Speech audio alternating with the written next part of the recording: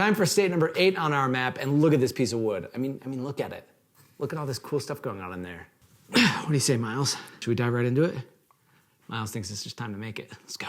Up today, it's the southernmost of the Dakotas, the great state of South Dakota, which I'm making out of a gorgeous piece of box elder, Acer negundo. A species of maple tree, also sometimes called the Manitoba maple or the ash-leaved maple, the box elder is a fast-growing and short-lived tree native to much of North America and can be found throughout the state of South Dakota. They typically grow around 40 to 100 feet tall with a trunk diameter of 12 to 20 inches. But they often grow in several trunks and appear as thick walls of limbs along rivers and streams. It gets the name box elder from a combination of its white wood, which resembles that of the boxwood tree, and its pinnately compound leaves that resemble some species of elder. Its leaves are one of the things that differentiates the box elder maple from other maples, as they typically grow in bundles of 3 to 7 leaflets, as opposed to the typical simple single leaf found on other maples. These leaflets of 3 make the box elder frequently mistaken for poison ivy, especially since both plants are riparian, meaning in the wild they prefer to grow along riverbeds and in wet soils. There are several ways to tell the two apart though, with the easiest being the leaf arrangement on the stem. Poison ivy leaflets are alternately arranged while box elder are opposite.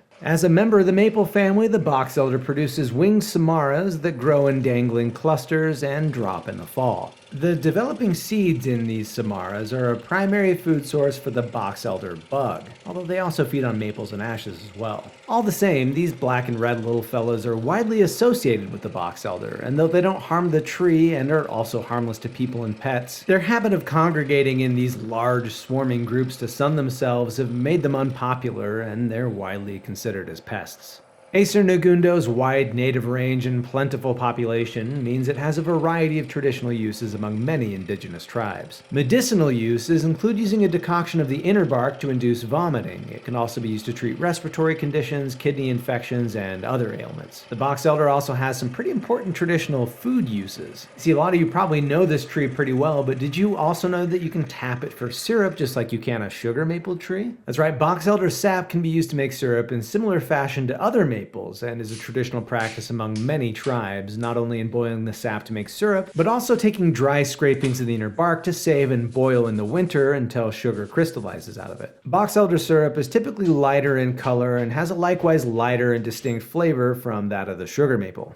I really wanted to use box elder syrup in this video, but I couldn't for the life of me find any for sale online or anywhere, and it's a little too early in the season to tap some of my own. So instead I'm cheating a little bit and doing some baking with regular maple syrup, but this recipe's so good I hope you'll forgive me. What I'm making is a maple-infused variation of Korean milk bread from a recipe by Eric Kim. You start by making a tangjong, which is a cooked paste of flour and milk. I've combined a half cup or 72 grams of bread flour and a cup of evaporated milk. Whisk over medium-low heat until it thickens into a texture kind of like mashed potatoes. Remove the pot from the heat and whisk in a half cup of heavy cream until smooth, then add 4 cups or 576 grams of bread flour, 1 cup of our delicious maple syrup. Use the real stuff, not pancake syrup, everybody. 1 large egg, 1.5 teaspoons kosher salt, 4.5 teaspoons active dry yeast. Realize your pot is too small and then transfer to a larger one and stir with a wooden spoon until you can no longer see any streaks of egg or flour. Also, hey, it's the olive wood spoon from my What's in That Pile series. Alright, then cover with a lid and let it sit in a warm place until doubled in size, about 1 to 2 hours. Then it's time to knead. You can do this by hand or like I did in a stand mixer, which you let roll with a dough hook on medium-low for 15 minutes. What you'll have is a real sticky dough that'll cling to the bowl, but that's fine. Turn it out onto a floured surface, dust some more flour on top and on your hands, and form the dough into a ball, adding more flour as needed. Cut it in half and flatten each piece, pulling up the corners into the center and twisting, flipping it around to form a ball. Place the dough balls side by side in a greased 9x5 loaf pan and cover with a clean kitchen towel in a warm place to rise an inch above the rim of the pan, about 1.5 to 2.5 hours. While we wait, it's time to talk box elder wood. Got some more box elder wood here in the form of this lovely log, and what I'm thinking I'm gonna do is use my chainsaw to mill a slab on this and cut into it to make a bread knife. Let's get to milling. Box elder wood has many traditional indigenous uses, particularly the large burls and knots, which are often found on the tree, make for bowls, dishes, drums, and more. The tree's twigs can be made into pipe stems and prayer sticks. Charcoal from the wood has many ceremonial uses, particularly in tattooing and painting the skin.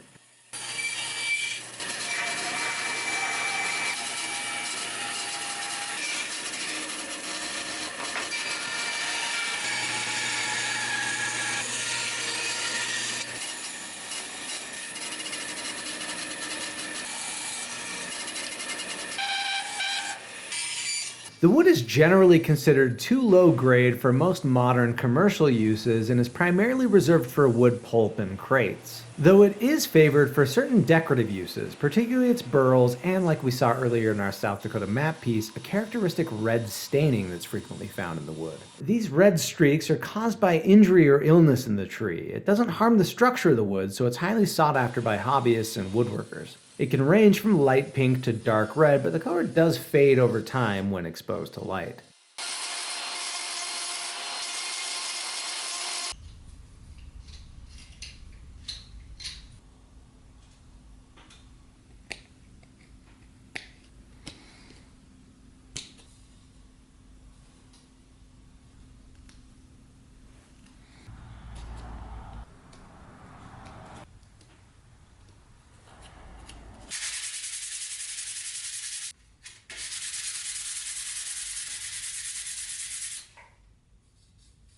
This box elderwood bread knife was quite an interesting experiment. I'll be totally honest, I'm not very happy with how the final shape turned out, and the relatively softer wood made keeping the teeth sharp quite the task. So why expend the time and effort to make it? Well, my usual method for slicing bread is honestly real effective and pretty efficient, but I guess some of my dinner guests were getting a little tired of finding bits of wood and sawdust in their bread. But hey, check it out, we've at least got ourselves some bread knife chatoyancy. So let's get back to the loaf, and wow, that's looking great. Into a 350-degree oven until the crust is dark brown and the center reaches 185 to 90 degrees. Around 40 to 45 minutes should do. Let it cool in the pan for 5 minutes before taking the bread out, and ideally let it cool completely, but come on, who has the patience for that? Not me.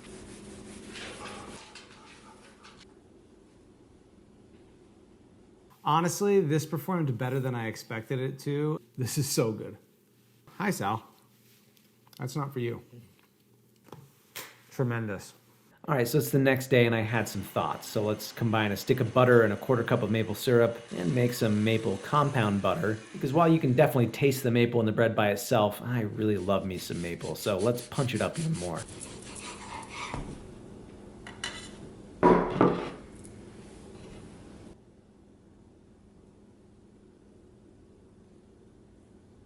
I am very excited about this. It's going to be really difficult to not eat this entire loaf in one sitting. And with that, let's get back to our map piece. The box elder is a tree I think it's a little too much hate if you ask me. Yeah, its wood can be weak and thus easily damaged by storms, and its association with box elder bugs is enough for some people to check out of the tree entirely. But it's also hardy and enterprising and has cultivars thriving in parts of the continent where few broadleaf trees can survive. Is it a perfect tree? No, but who of us is perfect? And in any case, what we have here is a gorgeous map piece. Big thanks to Candler Caldwell for sending this awesome piece of wood my way. It's looking so good up on the board. I hope that my South Dakota viewers are real happy with this one. And with that, our map is really starting to come together already. So tell me in the comments which state and/or tree you'd like to see next.